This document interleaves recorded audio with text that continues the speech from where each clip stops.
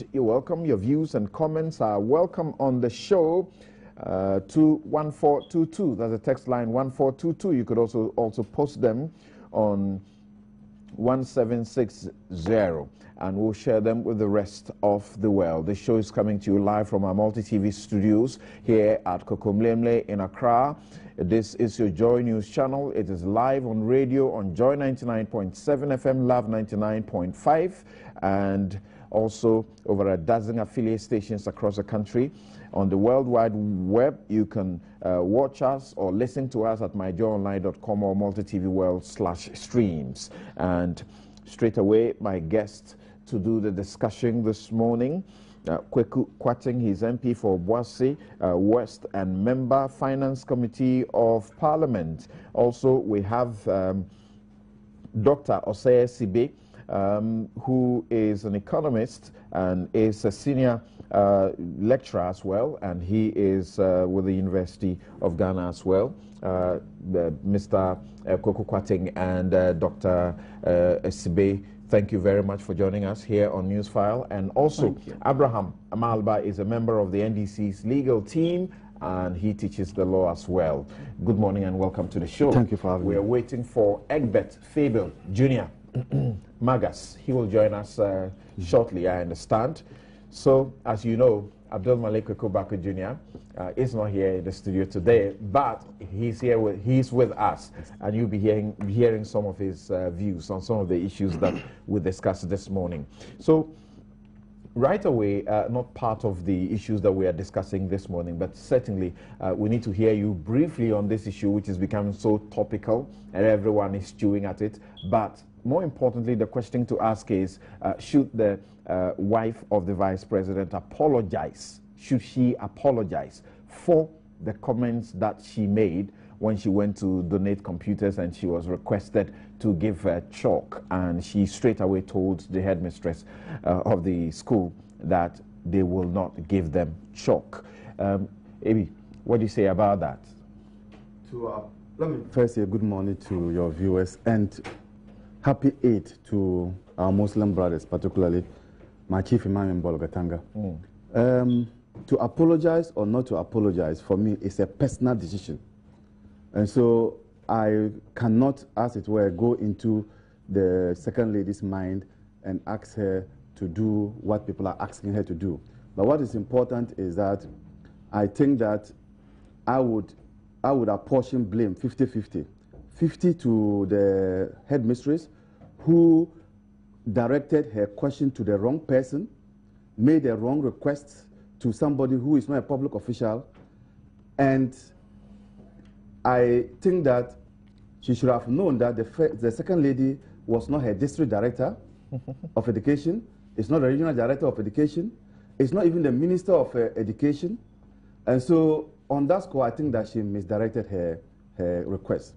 On the side of the second lady, I think that she could have handled this much better than the way she did.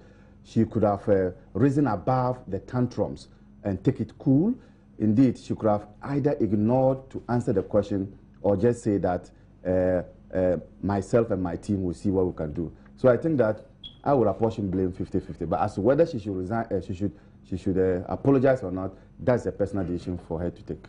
Is it wrong for the headmistress to have asked the second lady, seeing that she's got access, to ask her to assist to get them chalk? First place, we know that she's wrong, that according to policy, really, according to the Ghana Education Service's own policy, chalk is the responsibility of the state. Yes, I think she should apologize. I take something from what Abraham said, that she's not the district education director, she's not Minister for Education, she's not... Sorry, let me cut in shortly. Welcome Egbert Fable to the show. Apologies for... Great to have you on the show. Thank you, right, in his very usual way, carrying his fat books. Okay. Yes, she's not the Director for Education, she's not the Minister for Education, she's not all the things Amalba said. The question is that what was she doing in the school? What was she doing in the school then? She went to do philanthropy. Well, if she went to do philanthropy and people considered that you lie down with the vice president. Why not? If we told you our problems, perhaps, what I mean about why is the vice president not the husband of the lady? If you can, if in a privacy, in your privacy, you can mention it to him. Look, when I went to do philanthropy in Kokurantumi, they had this and that problem. I think it would help solve their problem. At that point, I think that was what they were talking about. You see, I think she should apologize because what she says is irritating, is annoying. People are put in office to serve. And she went there to do philanthropy because she's the second lady. And therefore, she must reflect the mood of government. And when people hear this coming from people in that kind of position, they get a sense, which many of us have for a long time, that government really thinks Ghanaians, we are complaining too much and that we're bothering them. And we've heard, not just in respect of chalk in basic school, but also even in respect of this Dumso. We are hearing, oh, you're making a fuss about Dumso. There is a tendency in government that Ghanaians are complaining too much and that we are bothering them too much and that some of the problems we should solve ourselves. And it is a reason, I think, it is in the interest of government itself that she actually apologizes for the comment. But going forward, government must realize that they are put there to serve. If people complain, it is because they have paid their taxes, they have responsibilities. There's a social contract. This attitude that you're complaining too much, you're making a fuss about the problems we have is not right. I see. It's not right at all. So Koku is quite, right about what he wants to say. He's forthright about what he wants to say, that she should apologize. Doc, what do you say? Should she? And what should the apology be about? Is it because she got it wrong, because the FQ policy, the obligation to provide chalk, things like chalk, is that of the state, i.e. the Ghana Education Service? Or she should apologize for having spoken, in a way that's not complimentary? Well, thank you very much. And let me also extend my felicitation to dear Muslims, particularly to Dr. Hudu and Dr. Alidu, my close friend at the University of Ghana campus. Yes, I think whether the Honorable Vice President's wife should apologize or not depends largely on her. How, within the context in which we responded to them, I think that she probably misconstrued the requests. Probably she took it personally. How does it sound? You go to a place to give computers, and then you are asked to add chalk.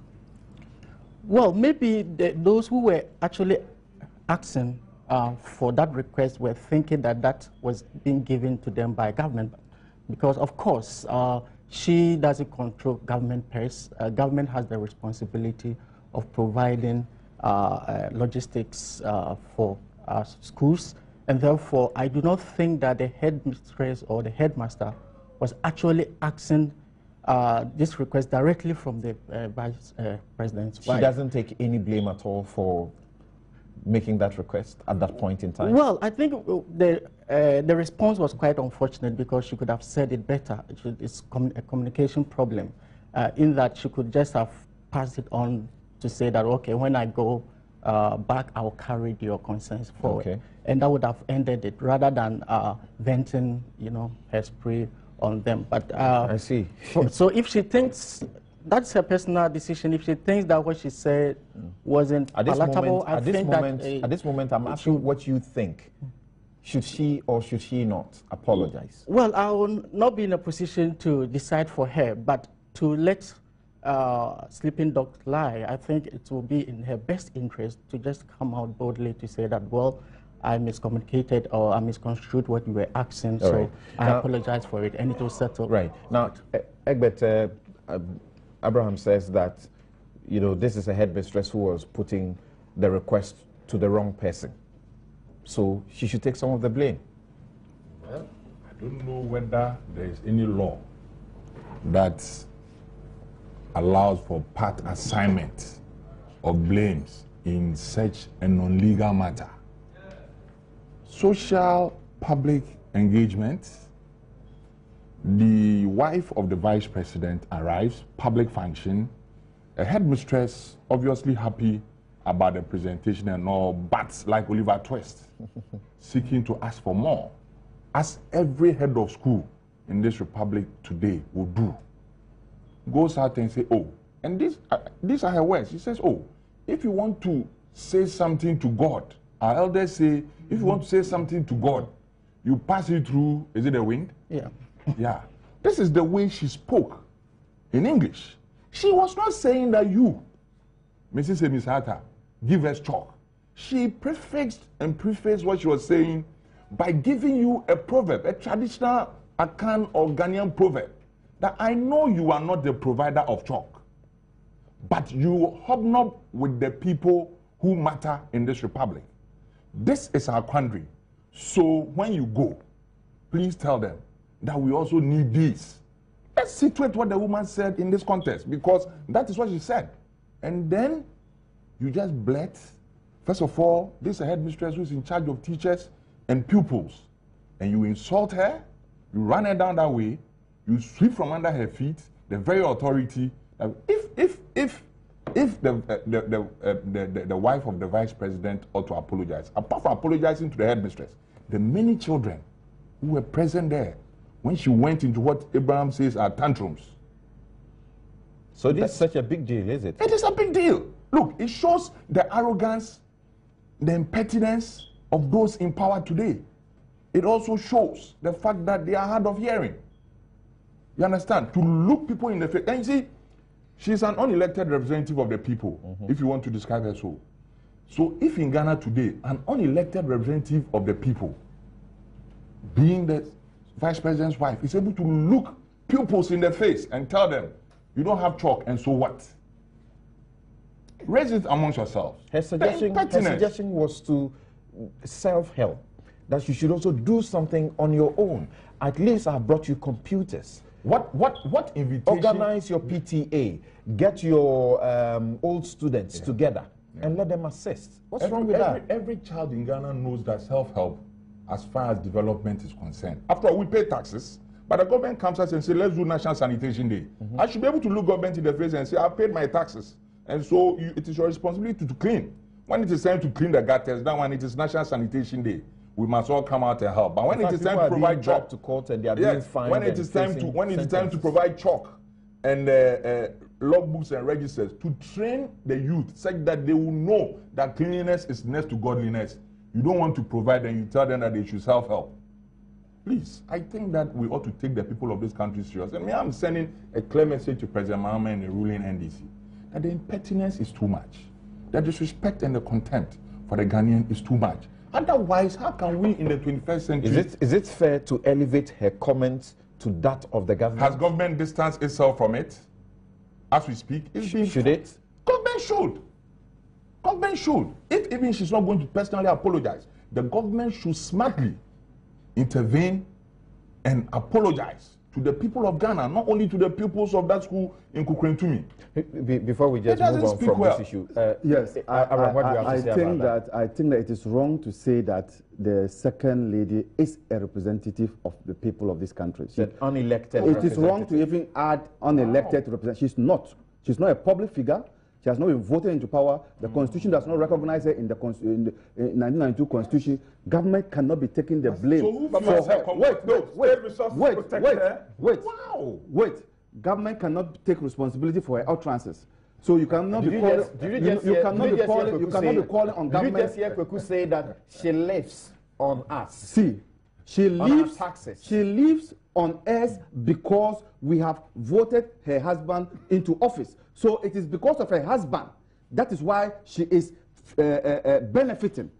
She couldn't have been benefiting if her husband was not. So it is her husband whose goodies has overflowed to her to enjoy. But benefits come with responsibility. I'll answer your question about that. My point is that she went there. She is a philanthropist. She went there on a chauffeured in a vehicle that is paid for by the state. Everything else. Something. What I just told you answers your question. It's because her husband is the president, and you have told, the people of this country have told everybody that when you are a wife of the vice president, this is what you are entitled to. Okay. This is what the people of Ghana have said. You have no responsibilities. So I'm saying that you government cannot be responsible for her comments. That's what I'm saying. Okay. Wow. She's not a government official. She's not a public official. The constitution does not provide for her in the 1992 does not provide for her. My point is that if she thinks that it is wrong, she will apologize. But to tie her comments to that of government and say, and make that blanket statement as he has made, the current administration are what? How can you make such a general statement? Does it include the Minister of Education? Does it also include the Minister of Sports who did not make those comments? So you are overgeneralizing it. And I think that not everybody in government, and particularly in her case, she's not even in government, not everybody in government who is in that category you are talking about, and I disagree with you. Interesting. But just very briefly, does this not also tell you about the way sometimes we go about what we do? I don't know if it is the school that made the request for computers, but it does appear that's not what the school really needs, because as we understand, they don't have electricity to power the computers at the place. So maybe their most important need was chalk. Yeah, definitely. I mean, you need to set your priorities right. Do they need energy to teach in that school? Probably no. But without chalk, it's very difficult for you to do any effective teaching at that level. And therefore, I think that they looked at their pressing need, the most pressing need first, and they think that, well, the computers are good, it will aid our teaching and learning. But what we need most at that material moment was chalk, which is very basic. Now, somehow they've gotten more than they need, because the donations have flowed like, you know, flooding waters of Accra. After the MPP did the donation, then you had companies that went there to donate as well. But very finally, does this also give you a certain reflection of the state of how we supply these basic needs for some of these schools? Well, obviously, yes. It shows the kind of gaps or deficit that exists at our public educational provisions. Because in that, things like chalk, I don't think should even have come up in the first place. Because this is a very basic thing that schools should just have them. You know, if you are making a request, I think should be more of capital, you know, needs, things that you cannot provide at that, you know, moment, which is difficult. But chalks and others should be given. You know, it shouldn't be a constraint at all to education. If our educational system is moving on well, if we are putting emphasis on primary education, I don't think issues of textbook, chalks, and things like that should be an issue at all. So it shows now, we are you not told of the any kind problems of with financial textbooks, because as government also informs us, we're getting textbooks in the numbers that we've never had in the history of this country. So maybe they don't have a problem with that. They do. In my constituency, they do. They do, right? Okay. Well, just like the second lady said, maybe self-help. We all need to talk to the I think that when we do some of these things, it is important that we are candid. My friend Abraham Amaliba says that the first lady does not live on public expense. Is that what I said? The second lady, is that what the state doesn't do anything for her. Is that what I said? He said you are just sitting here. A public official. No, and yet but you are just sitting here. Every child knows that the Constitution does not mention even the office of second. In fact, there is no office known as second lady in this republic. So I'm right. First lady. So I'm right. There's nothing like that. But what I know is that security, by way of Ghana police personnel, are deployed around the wife of the vice president.